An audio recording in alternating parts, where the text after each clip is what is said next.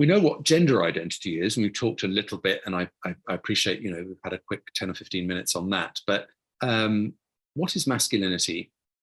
And I want to argue that it's about at least three things. I think that masculinity is a social process. So I think that it is enacted between men, and it's enacted between men in a way that status gets attached to particular ways of being or particular ways of acting.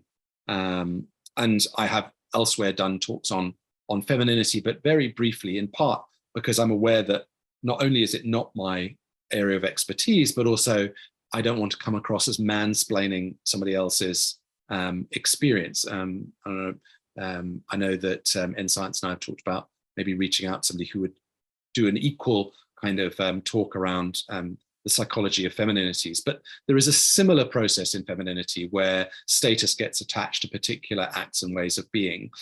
And similarly, women might judge one another in the same way that men do within masculinity for their abilities in kind of achieving and maintaining those bits of social capital. So it's a social process. It's also something that's really about norms. And we're going to talk about what those norms are in a moment. But they're, as you might imagine, they're the rules, the rules of the game that the various members of the group understand as being the things that we need to do to stay in the group.